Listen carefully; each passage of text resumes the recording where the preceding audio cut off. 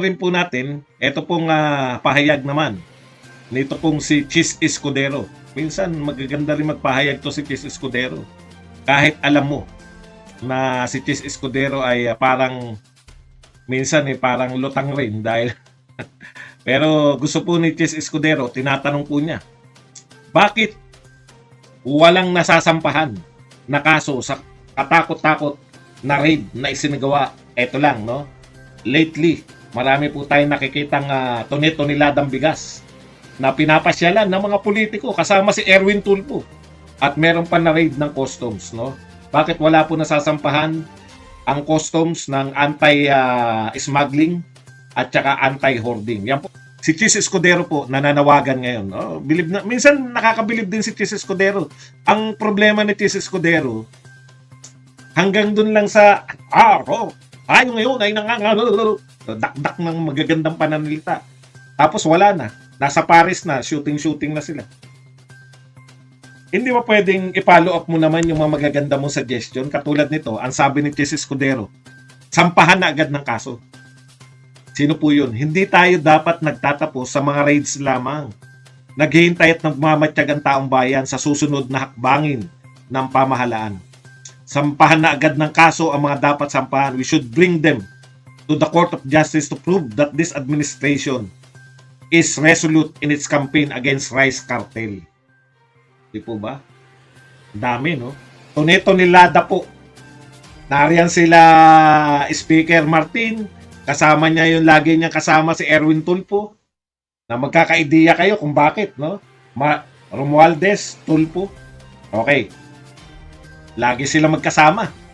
Naroon sa mga santambak at pag in-interview mo sila, makikita mo, hindi nga in-interview eh. Tinanong niya yung babae, ba't meron kayo niyan? No? Ano po yun ha? Hindi po nila iniimbestigahan. Simpleng tanong. Pero sabi nga, di ba? Kaya nga sinasabi yung mga hinuhuli, di ba? You have the right to remain silent. Anything you say could be used against you. Di ba? May karapatan kang kumuha ng abogado. Kung wala kang pangkuha ng abogado, bibigyan ka ng pamahalaan ng Pilipinas. Yun yung sinasabi. Pero, nakuna ng video. Tinanong ni Erwin, bakit marami kayong bigas? Matumal po eh. Nakuna ng video yun. Ano ibig sabihin nun? Yun po ay hindi tago yung video na yun ha.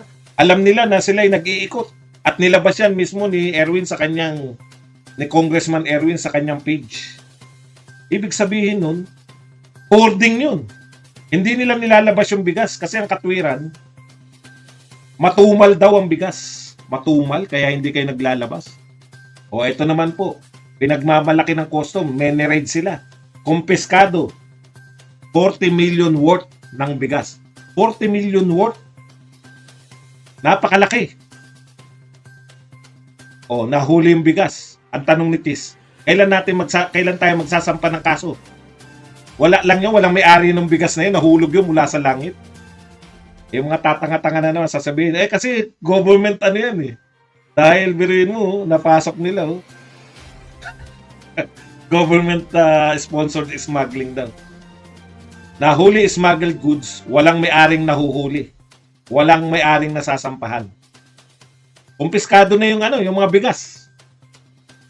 Ano po ibig sabihin nun? Illegal yung bigas na yun, kaya nga kinumpiska eh. Pero pangit po yung katwiran nila na isasalang daw yan sa ipapamigay. Ayoko po nun. No? Dapat diretso sa NFA para isa lang po ang babagsakan ng bigas. Mas maraming binagsakan ng bigas. Nabubutas po yung sako niyan bago makarating sa mga iba't ibang ahensya. Kung NFA lang, di accountable na NFA, ito sinurrender namin sa iyo 40 million worth of bigas. Ibebenta niya. Alam natin kung sino yung sisisihin pag nawala yan. Yung pong pag-account, no? Yung pong pag-account kung saan napunta yung mga bigas. Una. Yung ikalawa, yung nakakasuhan. Wala po nakakasuhan pa eh. Ngayon, lahat po pinapatulan natin eh, 'di ba? Pati po yung nagbabike at saka yung minsan naawa na ako rin kay Manong Manong Gan, yung nagkasa ng baril. Ang tagal na siya, yung parang tuwan-tuwa na lahat. Ayan, nakakalimutan na tayo. Yung mga krimen natin, nakakalimutan na. Pasalamat tayo rito kay Chot Reyes, tsaka dito kay Manong. Sa kanila nagalit-galit yung mga Pilipino, pero sa mga rice smuggler na nakakaapekto sa kanila, sa atin, yung mga rice hoarder, wala ni isa eh. No? Ayaw din investigasyon lang sa Senado. Bakit hindi po natin maisalang yung mga smuggler at hoarders sa investigasyon? Bakit po wala nananawagan na investigasyon nga pala? Lahat ng issue, di ba? Nag-brownout sa investigasyon yan. Bakit dito sa mga nahuhuli? Imbestigahan po natin yung costume para malaman natin kanino yan, kanino nakaregister. Ganito pong tao, nakasuhan na ba? Bakit wala po kayong ganun?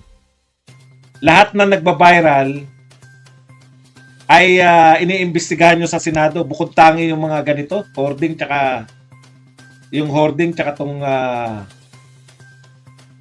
kabigas.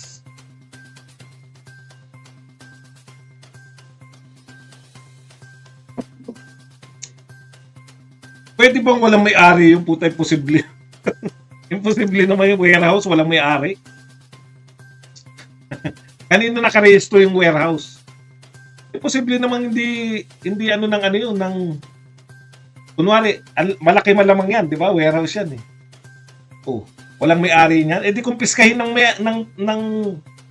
walang may-ari ng mga warehouse, kumpiskahin ng gobyerno yung warehouse. Wala pala may-ari eh. Pag-usapan rin po natin, eto pong may bago po silang pauso. Bagong hindi naman talaga bago, no?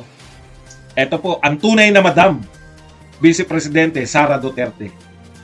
Mangangantyaw na lang kayo, wala pang originality. Nagamit na kay Lenny yan eh.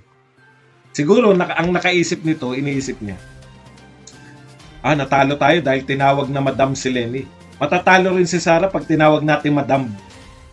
Walang originality. Konti lang ang kukote, no? Kaya kayo habang buhay na talunan. Parang awa nyo na. Sumuko na kayo. Paubayan nyo na kay Reza yan. Ang sarap magkape. Kaya, alam mo, olats na olats. Anyways, punta na po tayo rito. Sumagot na po yung DepEd. Actually, nauna na po tayo na sumagot dyan, di ba? Kalalabas lang yan. Ang dami po palang mga bumabanat na no?